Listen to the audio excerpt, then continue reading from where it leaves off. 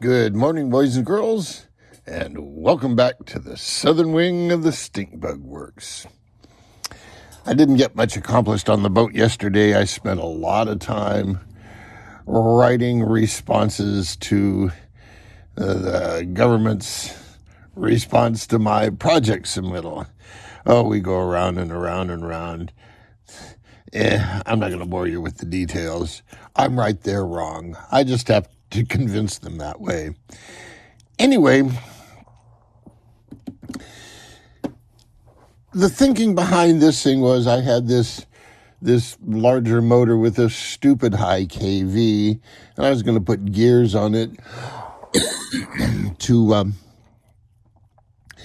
tame down the motor and make it more workable.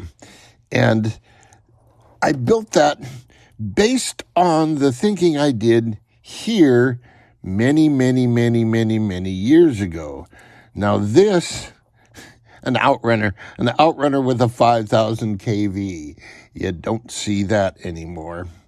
But this little guy had a 5,000 kV, and it was just too much for the little boats we were running him in. We were running him in the little Gecko, which is is it 15 inches? Yeah, I think it's 15 inches. And we're running them on a 3,000 kV outrunner with the same mystery brand on it. You know, it's just a generic Chinese outrunner. Anyway, they ran real good with a 3,000 kV outrunner and a 29 millimeter prop. I still have a couple of them. The little Geckos, what a hoot those things are. Anyway, that was also the basis for the SSSH class. Now, at the time,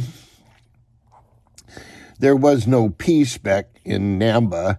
It was LSH, limited spec hydro. And, you know, they said, you got to run this motor. And so everybody had to run that motor. And it evolved into P-spec, where everybody has to run essentially the same motor and the same batteries. Well, there was a guy by the name of Jay Turner around that time, and he was quite the racer. In fact, he wrote the book on fast electrics.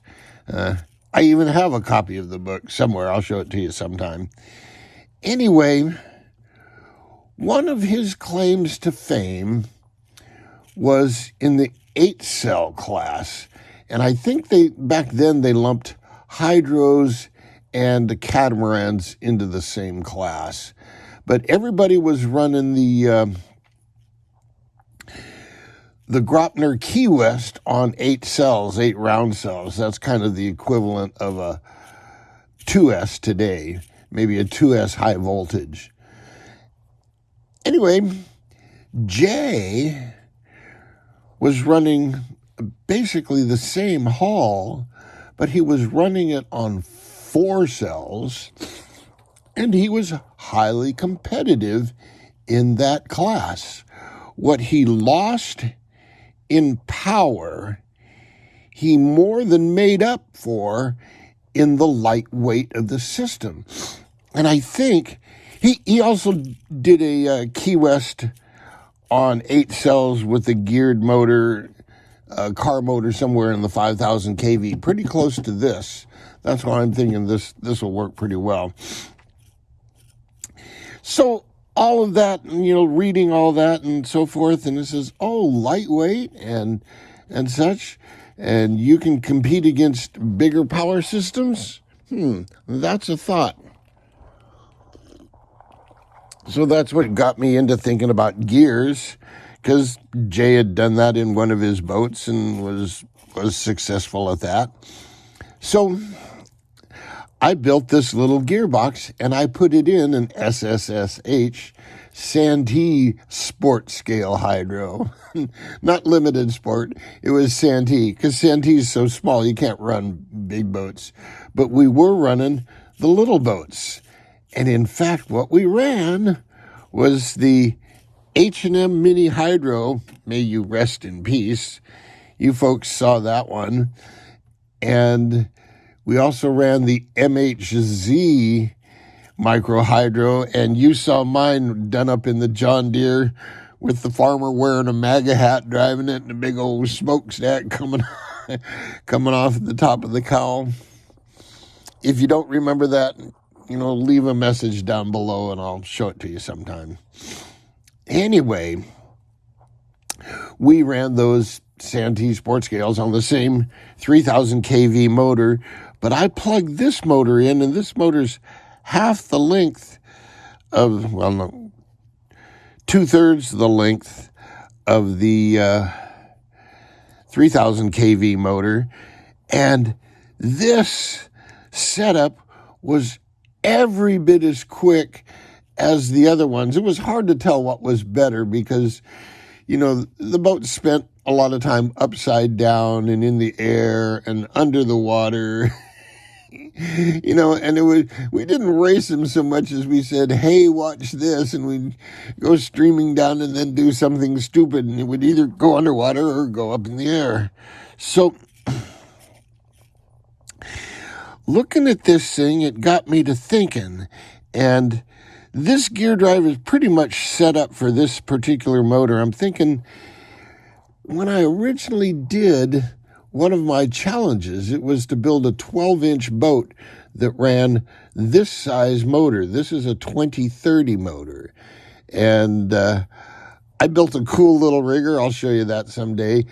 Big B actually won the prize with his microclad rigger. Now remember, it's 12 inches long, and it's powered by this motor. The problem with these little motors is they have such a high KV and such a low KT that it's hard to find a propeller that these things can turn. Now, my little boat, I found the lowest KV I could, and I think it was around 3,000, 3,500, somewhere around there. And I ran a cut down 427. I cut it down to like 25 millimeters, maybe even 24. It was small. And I got to thinking the other day while I was upstairs writing responses to the evil empire. That's what we're going to call them, the evil empire.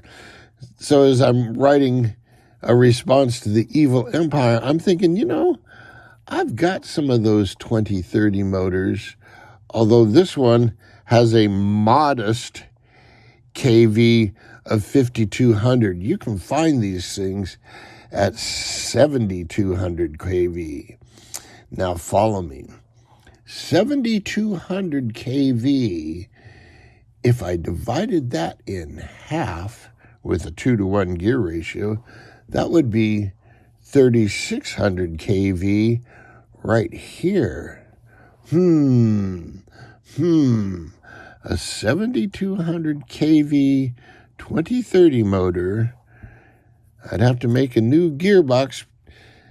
And one of the issues with these motors is it's a 2mm shaft, and finding pinion gears, this is a 2.3. Finding pinion gears to fit this is a bitch. Everything is a press-on. So I did find a press-on of 18 teeth in a 0.4 module pitch. And I also have a 0.4 module pitch 36 tooth gear, which equals 2-to-1.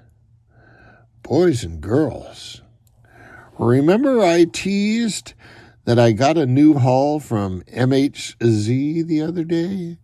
Well, I'll give you a little hint. It's small. It's so small,